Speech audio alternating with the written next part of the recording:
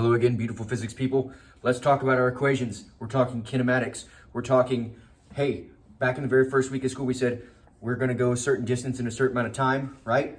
That right there is our speed. Add in direction, make it a vector. Then we have our velocity. Our velocity, how fast we're going in what direction, is our displacement over time, d over t. How far we go relative to the starting point over the time it takes. That right there is our very first kinematic equation. But we also know that very, very few things go at a constant velocity, right? We change our velocity all the time, right? Things happen, things move, they speed up, they slow down. So what do we call it when we change our velocity, right? Well, if we're speeding up, we said it accelerates, and if we're slowing down, we said it decelerates. All that is positive and negative accelerations, right? So let's look at that equation again. Acceleration is equal to the change in velocity over the change in time. Again, that Greek letter delta meaning change in right there. The change in the velocity of the change in time, because velocity can change. It can go up or it can go down. It doesn't always go up. It doesn't always go down. You don't always accelerate in the positive direction. You can accelerate in the negative direction, deceleration, right?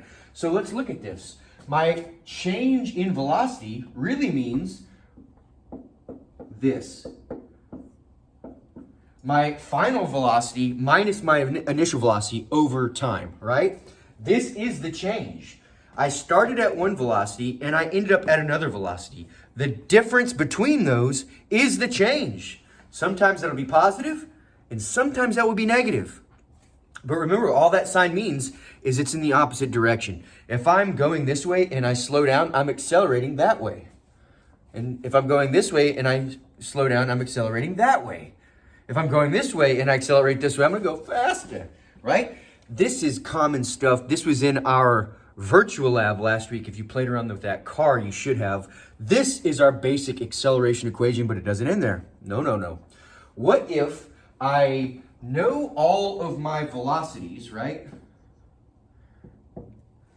But I did not time myself. You know what I'm saying?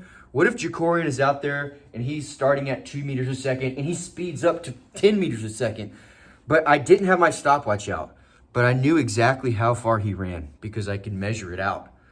I can still find the acceleration. This is how.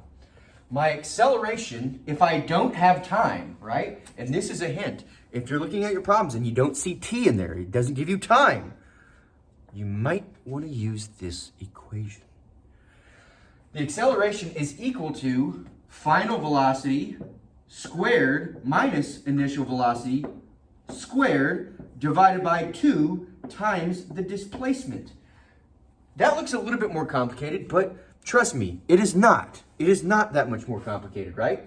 Square my final velocity, subtract it from my initial velocity squared, and divide it by 2 times the displacement, right? That is also a way to figure out the acceleration of an object, right? That's equation number 2, right? Now, equation number 3. This one is even trickier, right? Kind of, but not really. Kind of, but not really.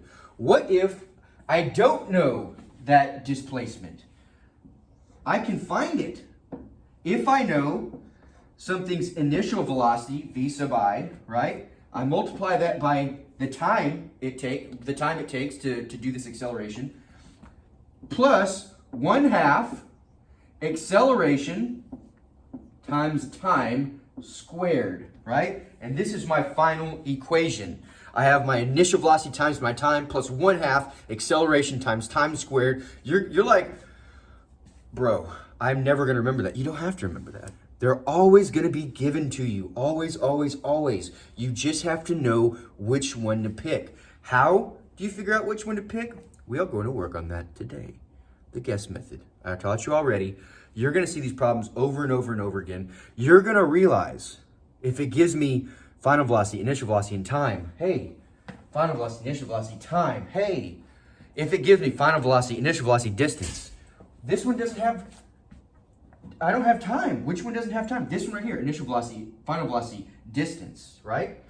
You're going to have to pick the correct equation that suits the problem, and I'm going to show you exactly how to do that. It's going to be easy if you practice it. If you do not practice this, it is going to be impossible for you to do, okay? This is your equation review. These are our final equations right here for one-dimensional kinematics. Know them, love them, learn them. Peace.